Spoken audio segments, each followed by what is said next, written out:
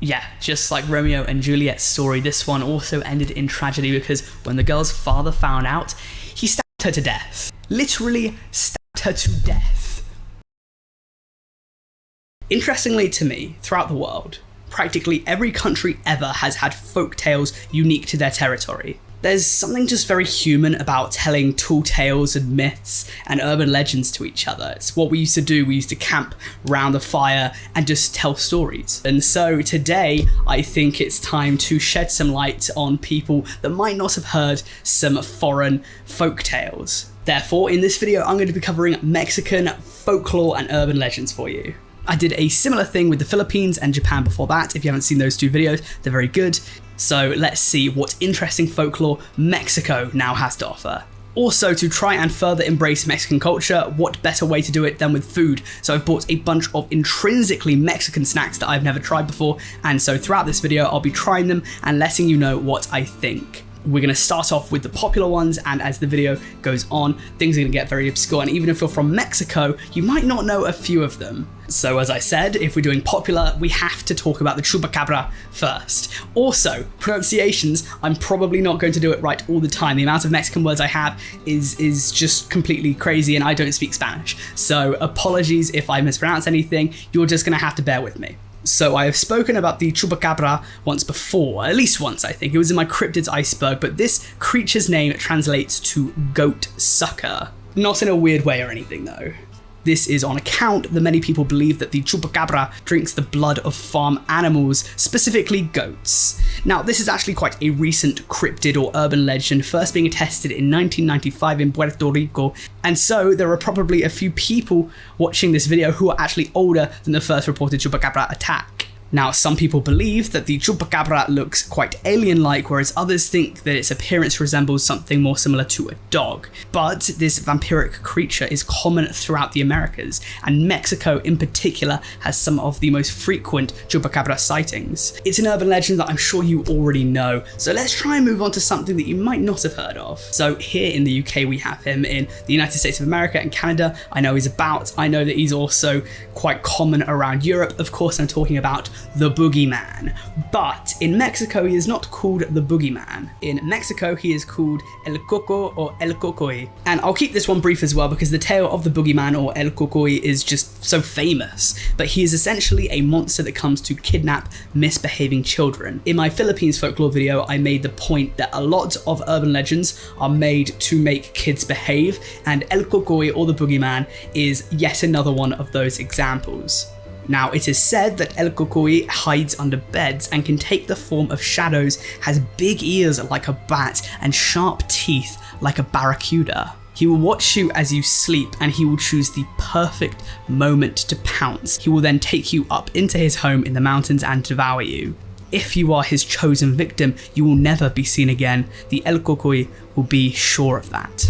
The tale of Mano Peluda is up next, and if you speak a bit of Spanish you might be able to translate it yourself. This translates to the hairy hand. So what is the hairy hand, and why are Latin American children in particular so afraid of it? As with the boogeyman, this folktale is yet another story to try and get children to do as their parents want. In particular, it's said that the Mano Peluda comes out from underneath the bed at night and targets children who are not asleep. So it's just a way for parents to get their kids to go to sleep. And it was obviously just a parent that made this. It's just funny thinking of, like, I don't know, Maria from book club going in there and saying like, oh, you know, you just have to tell him some lies, tell him that hairy hand's gonna come kill them or something.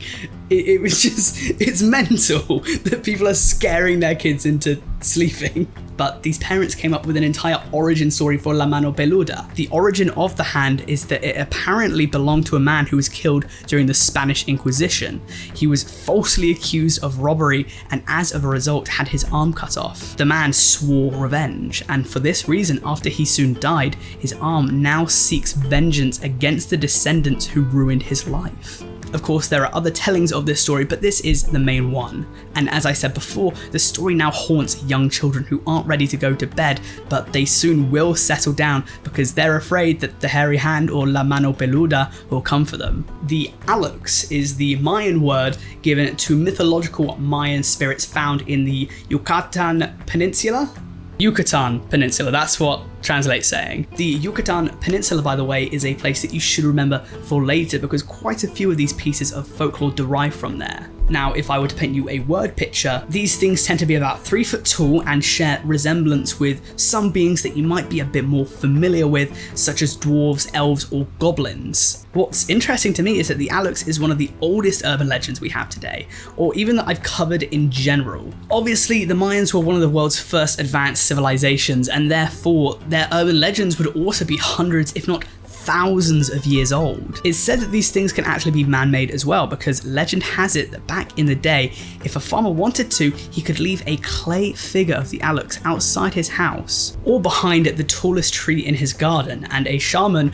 would come along and perform a ritual to bring it to life. At this point, the farmer will know that the Alux is alive because the Alux will now protect the farmer's land and the farmer for a full 7 years. After the 7 years, the door to the Alux home must be sealed off during the day in order to trap the Alux inside and prevent him from becoming evil. The Mayan people make offerings to them before they venture into the forest or start their milpa farming to bring good luck. Some other trivia about the Alux is that they can be very kind and courteous if treated with respect, but if you mistreat your Alux, it will become a very worthy adversary. Now, it is important to never say the name of the Alux, which I have probably done about 30 times trying to record this segment of the video, because otherwise you will awaken one from its sleep, I think, and you will summon it from its home and it will come for you. So right now I have probably a small army of little goblin things coming to clap my ass, so I'm gonna have to deal with that later.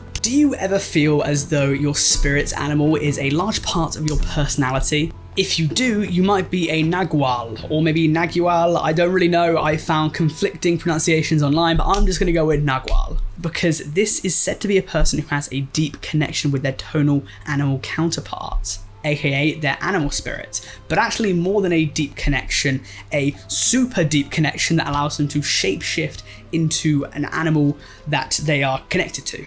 In English, I believe the word Nagual is often translated as transforming witch, but sometimes it can also be translated as transforming trickster or shapeshifter. Now, you might be thinking, Fox, what would your spirit animal be? We all want to know. The fans want to know. Stupid question. Obviously, it's in my name. I would be an ox. But more seriously, a person's tonal counterpart is very important because Naguals aren't all good, just like some animals aren't all good.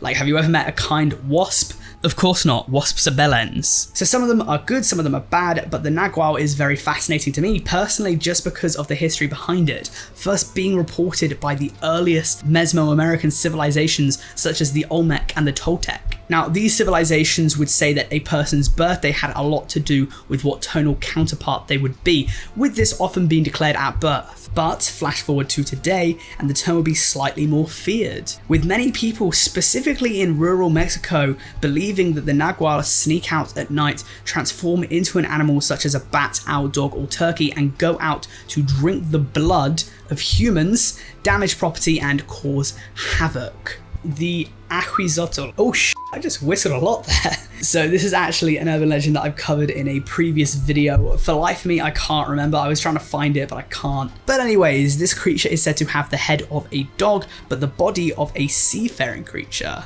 Apparently, this thing has not been seen for hundreds of years, and so it actually could be an extinct species, first being documented by the Hopi and Shasta tribes, and then further being documented by conquistador Hernan Cortes, who claimed that one of his men were actually killed by the Ahuizotl. To me personally, this thing seems like a bit of a terrifying Vaporeon, and like many similar creatures, it's said to be able to mask its voice to lure its victims, often as a frightened woman or crying child. Once its prey comes to check out what's happening, it will be too late for them, with the Ahuizotl devouring them and throwing their lifeless corpse away. Before we get into the next one, I need to pause the video and say that I know that I got the pronunciation for this one's name wrong. It's called the Tlahuelpuchi, and I repeatedly call it the Tlahuelpuch. This is because I watched a TED video in which this stupid vampire says it like this. Tlahuelpuch. So before you comment about it, I already know. the Tlahuelpuchi is the next urban legend from Mexico that we will be covering, and it's quite an obscure urban legend, at least for European standards. So this isn't as much of a creature as it is a monster, because while a Tlahuelpuchi might look like you or I, it is actually supernatural. So this urban legend comes from the Tlaxcala region of Mexico, which is just south of the center of the country. And the reason I say that this is obscure is because this is basically a vampire, but it's Mexico's vampire. Similar to the Viscera sucker that I discussed in my Philippines video, at the dead of night, this shape-shifting being will sneak away from normal humans and go on the hunt, most often for babies and children. But it doesn't limit its diets to kids. Sometimes they will go after older people, and they will drink the blood of these humans, younglings and oldlings alike. Unfortunately, people that are Tlahuelpuchi have been cursed at birth. They tend to find out that they have shape-shifting abilities around puberty, but there is no way to rid yourself from them. Nothing that we've found. Most Tlahuelpuchi are female, and not only that, but it's also said that the power of female Tlahuelpuchi is greater than the male of the species. So, apart from shape-shifting, what other powers does it have? Well, it's said that it can separate its torso from its legs, and then it will go out flying, which again sounds very similar to the Viscera sucker from the Philippines. I think there's been a bit of cheating, some copying going on there. It is said that the Tlahuelpuchi must feed on human blood at least once a month, or otherwise it will starve. The only way to defeat the creature is the general traditional methods. Onion, garlic, and metal will repel it. But the problem is that it is impossible to detect a Tlahuelpuchi unless you catch it in the act. There are no other signifiers, so if you see one, you need to kill it on the spot. Now, I said earlier that they live with people, and again, similar to the Viscera sucker, they do live in civilizations, they'll marry into families or whatever, but this family, despite the fact that they probably know about the Tlahuelpuchi, will not be able to stop it, because the reason for this is that if it is deemed that a family member of the Tlahuelpuchi has dobbed it in, if it's ratted, if it's grassed, if it's snaked, then the curse will be passed down. I think it's to them as well. So if you snake on it, if you rat, then it's only going to get passed on to someone else, right? So therefore, the only way to catch it is that you have to kill it if you find it. But again, the family cannot have anything to do with that. Once again, if you ever see a Tlahuelpuchi, you have to kill it on the spot if you can. Okay, I think it's time that I try some classic Mexican snacks. I'm getting kind of hungry making this video, so I'm going to do that right now. I'm going to do half now, I'm going to do half later. I think I'm going to start with the tajin. I don't know really what it tastes like whatsoever, but I was told to have it with mango or cucumber, so that's exactly what I'm gonna do. Here we go, here we go. I got a little bowl here. I'm just gonna put a little bit, I'm gonna like season it, okay? And let's go for some mango first. Got quite a bit on that one.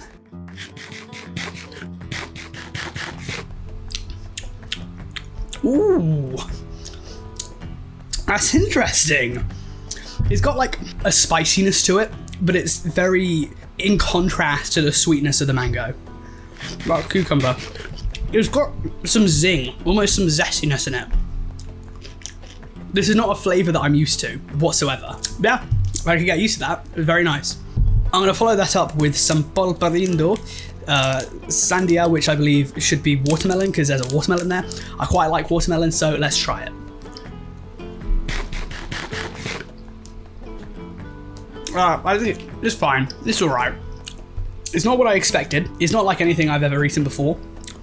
I quite like the aftertaste. I don't like the texture. It's a little bit greasy, so I'm not massive on that. I've got 2 more polparindos left to go, but I wasn't massive. I think I give it like a 5. It's alright. It's alright. Again, the aftertaste is really nice. Okay, next I have some chips, which I couldn't get Takis, and these look quite similar. So I'm gonna have some of these now.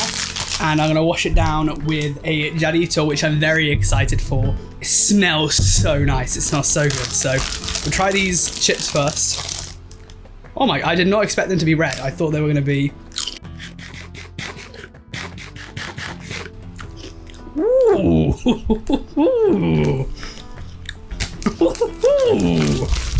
This gringo likes. Oh my god, those are nice. Mexicans, they know how to season and spice. We went around the earth, Brits, looking for spices that we never used. Got a little sizzle to it. It's got, again, like a zest of, I want to say it's lime because I saw the lime, but you can definitely taste the lime.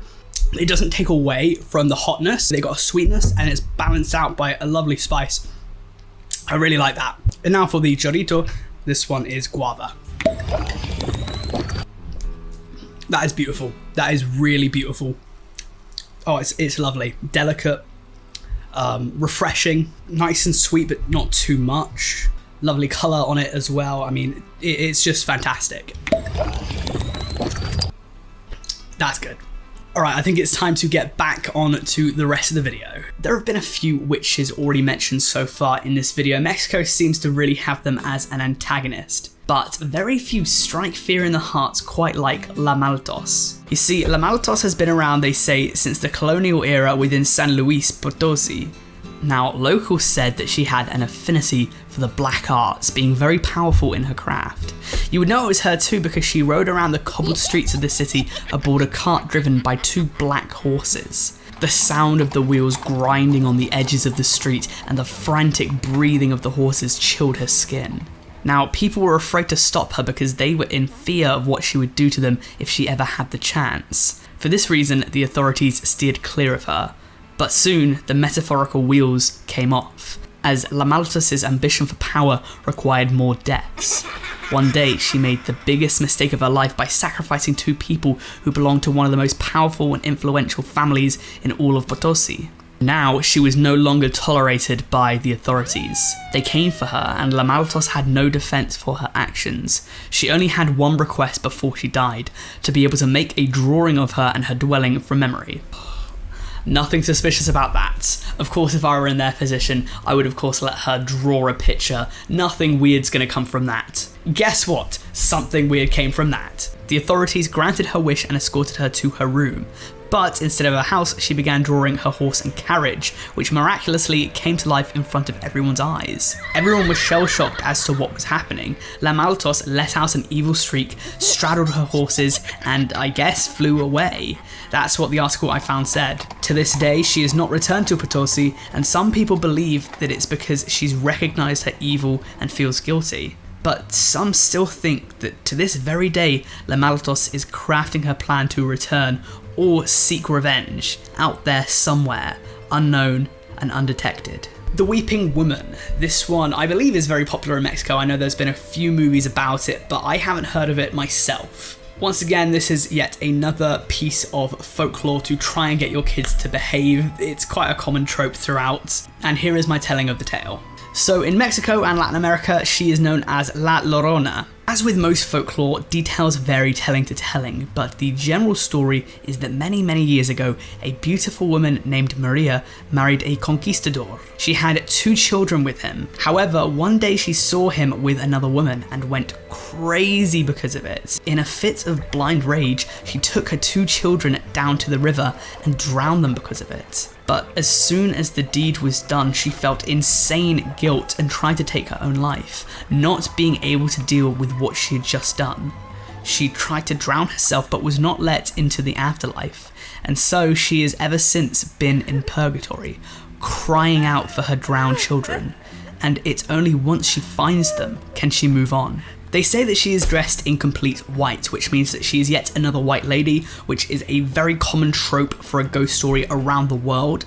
And legend states that she can be found near riverbanks and the water because obviously that is where she drowned her children. That would be where she might want to look for them. Parents often tell this story to their children in Mexico to get them to behave or to get them not to run off, especially again when they're around water. They say that if they run off, La Llorona is going to come and drown them too, so, you know, just usual parenting techniques. La Lechuza. This is a unique story about a witch. It's not like anything I've ever heard.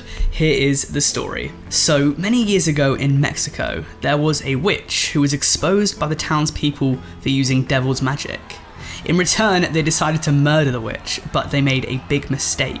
This is because the witch decided to enact revenge, and so even though we don't know how she did it, after she died, the legend states that she has since come back as a shapeshifter, spending much of her time as a giant bird.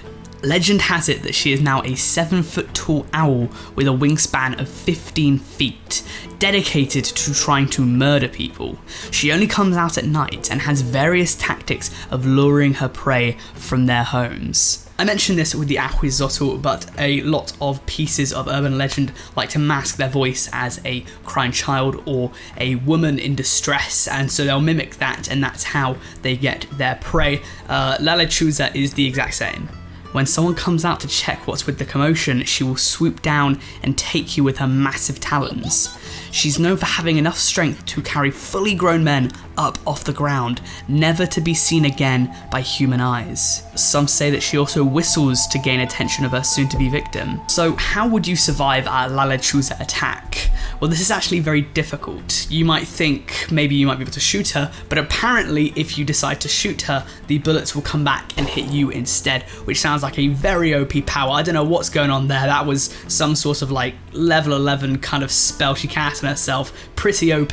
She also has control of the weather, so if she wants to, she can make it storm, and this is how she might get a lot of people out on the road that are driving. She'll just bring in massive storms that might stall their cars and make it very hard for them to get around. They might crash, and then she can swoop down, pick them up, and they will never be seen again. Apparently, if you dream about her, she will likely come and kill a member of your family, and if you see her and are fortunate enough to survive an attack, this still isn't a good thing because she is a token of the worst luck imaginable. Something bad is going to go down. Still, it's said that there are only 2 known ways to get rid of Lechuza. Number 1 is salt, but the website I found this information from gives no further details, so just have a salt shaker on hand. Number 2 is that you can curse and scream obscenities at it. Apparently this will scare it to go away. It doesn't like getting sworn at, which I think might be like the human reaction just to see Lechuza up in the sky and just start saying like, "F you bitch, what are you doing here?" And she will fly away. So now that you know, if you ever see Lechuza up in the sky, you have the best chance of defending yourself. Still though, the chances you might make it out alive, pretty slim. The Xtabay is the next in a long line of female demons who use their sex appeal to lure in men before killing them. In basically every culture that I've been looking through over the past couple of weeks, this seems to be a very common trope for demons and evil spirits. So this legend derives from the Yucatan region of Mexico, a place that I have mentioned before in this very video. As with most of these, incomparable beauty, no man can resist, they go off with her, they die, yada yada yada. How did this spirit come to exist? It has a very rich backstory that is set hundreds of years ago. It can be traced back to a pair of sisters, Xtabay and Alux, who lived in a small village in the Yucatan Peninsula. Now, these sisters couldn't be further from different, with Xtabay being known around the village for being very promiscuous. She was basically the village bike, whereas Alux was voluntarily celibate and was considered virtuous for being so. According to legend, Xtabay was such a hoe that the village considered exiling her for being a hoe, but they let her stay so that they could humiliate her. Now, despite their differing sex lives, if you were to dig a bit deeper, you would actually find that Xtabay was much nicer than her sister, tending to the sick and the homeless, helping injured animals, and more generally being noble to those who needed help. Alux, on the other hand, was much haughtier, thinking that because she was seen as pure, that she was better than others, especially people in a lower social position than her. And while she was meaner, the townspeople loved her because of her celibacy and overlooked her spiteful personality. The two eventually grew old and died. Several days after Xtabay's death, the townspeople discovered her body guarded by animals and surrounded by fragrant flowers. She was buried by the homeless and the poor, and after a while people saw a beautiful flower growing on her grave. A flower known as Xtabay. We'll say Xtabay. Alux, on the other hand, believed that her corpse would have a nicer smell than Xtabay's because she was pure, but it was reported to have an unbearable smell. The entire village gathered for Alux' funeral, whose grave mysteriously disappeared the next day. In the human world, Alux prayed to evil spirits to become a woman again in death, but the spirits instead turned her into Xtabay, a demon fueled only by jealousy and hatred, outwardly beautiful but inwardly hideous and cruel. She is said to wear a white dress, yet again being another white lady, and has long black hair that goes all the way down to her ankles. Obviously, demon hairdressers are very hard to come by these days. So the next urban legend I want to discuss is the red car, known in Mexico as El Carro De Las Burjas, and also known in English as the Carriage of Witches. So the tale is that in Mexico there is a road that connects Mexico City to Cuernavaca. And some people say that this road is frequented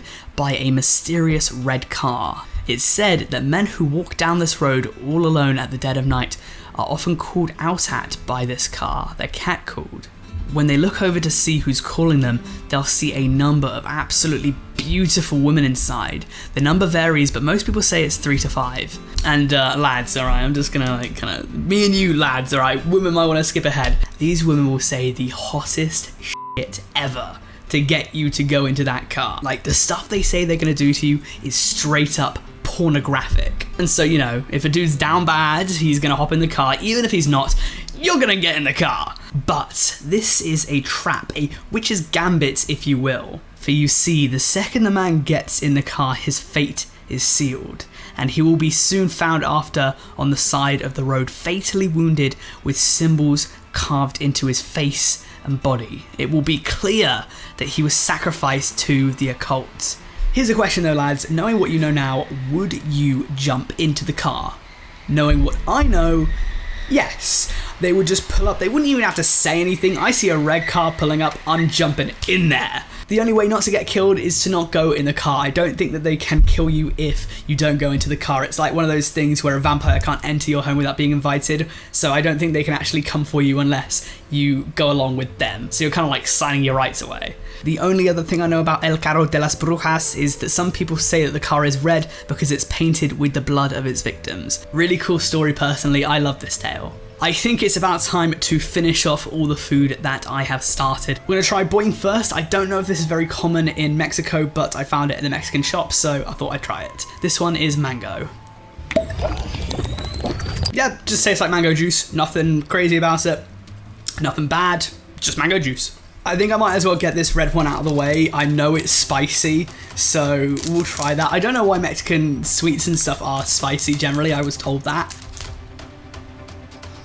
Oh, I got some spice in my eye. I'm not excited for this one. Let's try it though.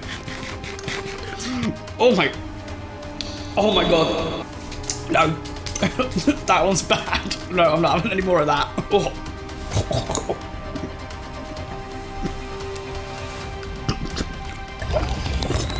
I hate that. Oh my god, I hate that so much. 0 out of 10. I hate that. Why did it have to be spicy? I'm actually tearing up. It's not even that hot. It's just, it just does not work. I'm gonna try the lollipop next, which looks like it might have chicken in it or be like chicken flavor. What flavor is this? I have no idea what flavor this is. Tastes not like anything I've had before. It's fine. It's like the mango. It's fine. You know, 5 out of 10. All right, I'm gonna try the last Polporindo. Hopefully I like this one more than the other two. This is the original. Oh. No, I don't like it either. I don't like any of them. Polporindo, I do not like. All right, we're gonna wash that down with some Mexican cola flavored Doritos. And this is, I've also been very excited for this one. The guava one was beautiful. I've been told so much about Mexican cola. Let's try it out. Really, really nice, really nice. It's definitely different to normal Coke. It has more of a flavor, I would say. Normal Coke's very bland, I find these days. Maybe I've just drank so much of it.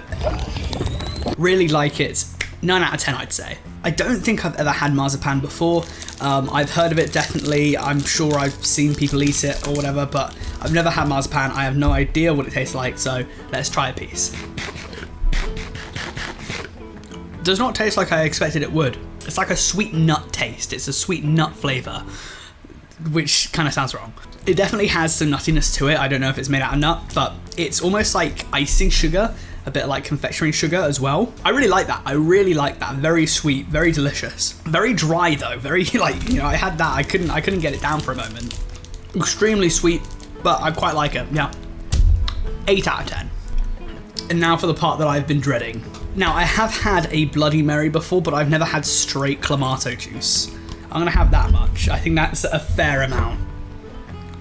Oh Jesus! It's like clam tomato, I would assume. Clam tomato. Alright, let's try it.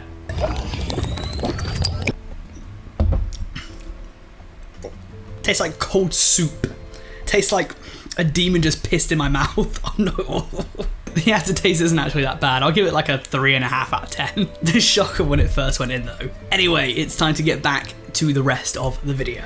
If you're looking for some folklore that you could actually visit, look no further than the girl in the tube house. I mean, okay, so technically you can't actually go inside the tube house, but you can see it. It is a real place to my knowledge. Whether the following story is real, that might be up to debate, but I'll let you be the judge of that. The story goes that as recently as the 1970s in Monterrey, there was once a wealthy family with a disabled daughter. For this reason, they wanted to build a house designed for her with ramps so that she would be able to live a lot easier, maybe not even feeling disabled. Construction began, and a short while later, the girl was excited to see the house, so she asked her dad, can I see it? The dad said yes, but tragically, on the day that she visited her soon-to-be house, there was an awful accident whereby 2 of the architects were killed by falling concrete in an extremely unlikely circumstance. This is not where the story would end, however, because due to the architects dying, the rest of their crews pulled out. The dad had to hire another team of builders to finish the house, and yet again, the girl and her family went to visit them. This time, however, misfortune would befall upon the girl herself because as her parents took their eyes off of her just for a moment, she started falling backwards down a ramp, flying out of an open window and falling to her death. Yet again, the story goes on though, because after this sequence of cursed fortune, the parents decided that the house could not be lived in, and so they immediately put a stop to construction. Years later, the half-built house would be put on the market for a very small fee, but even still, few people were interested, apart from one family consisting of 2 parents and their son. The family checked out the place, and their son went upstairs to explore, when suddenly, a few minutes later, the parents heard him scream. They looked upstairs and saw him struggling with a little girl who had overpowered the boy and threw him out of the window. The exact same window that the disabled girl had fallen out of years prior. The boy died and the house would never be inhabited again. But some people say that at the dead of night, if you walk by the tube house, you might be able to hear a young girl crying and the vision of a young boy playing at the entrance. Some say that you might even be able to spot a spectre of the young girl who waves to passers-by, with her soul trapped at the house. Why did she kill the young boy? Maybe she just wanted someone to play with. So the next piece of folklore I want to tell you guys about is the Dtundtuncan. So finding much of anything about this one online was incredibly difficult, but after diving deep I was able to learn about this mysterious creature and its fascinating story. So it's said that the Dtundtuncan is a bird of evil, having no eyes, just empty sockets where they would be, and some claim that this is because it has no soul. It only has 1 leg, making it quite distinguishable from other birds. They say that it can sometimes be seen flying around the skies of Mexico just as the sun has gone down, and the reason for this is that young children would have just gone to bed. This is where the Dtundtuncan will strike, because young children are its prey, and it will poison them in their sleep by blowing the icy wind of death into their mouths. So how did this folktale come about? Legend states that there was once a Mayan shaman who dedicated his life to healing and taking care of children and maidens in the place that he lived. One day, while looking for medicinal herbs, he fell in love with a maiden to whom he sang, wrote poems to, and gave all of his heart, but the woman did not respond to his affections. The shaman said that he would take revenge for the humiliation he suffered. A long time soon passed. The maiden became pregnant with the son to the heir of the throne and gave birth to a beautiful baby who would be the future of all the people. But tragedy would soon strike, as a few months later, when the temperatures were warmer and the flowers began to bear fruit, the shaman would enter the infant's quarters. He approached the baby singing a melodious and harmonious song that led the child to death. All the people witnessed how the flame of the future was extinguished, and as an act of justice, other shamans and wise men cursed the shaman, turning him into a soulless bird, destined to have a beautiful song, but to be full of evil and death. The location is the Mexican city of Guanajuato. The place is known as the Alley of Kissing, somewhere I've been many times. Tucked away behind the Plaza de Los Angeles, the skinny gap between buildings has become to be known as El Callejón del Beso, only being wide enough for two people to stand shoulder to shoulder. And of course there is yet another backstory that goes along with this piece of folklore. So according to legend, a wealthy family lived in one of the buildings that helped create the alley, and their daughter, whose bedroom window looked out into the alley, soon fell in love with a young man from the wrong side of the tracks. In pursuit of love, the young man rented out the room in the building across from hers, with a window that was directly across from her own as well. They would then secretly meet and kiss across the alley. Just like Romeo and Juliet, the star-crossed lovers story is so romantic. They died. Yeah, just like Romeo and Juliet's story, this one also ended in tragedy because when the girl's father found out, he stabbed her to death. Literally stabbed her to death. So this changed the fate of the alley forever, and today there is a gift shop where it said the girl's room was. Most people skip the gift shop though and just get straight into tongue wrestling when they visit the alley. So I thought I'd leave it on a note of love, death and romance. Thank you very much for watching, and if you enjoyed, you need to subscribe. Hit the big red button right now. Twitter, Instagram, Patreon, Discord, all in the description. Please follow, join and support. Aside from that, please let me know down in the comments what you'd like to see me do next, because I'm only 109 videos in and I'm already out of ideas. Thank you for watching.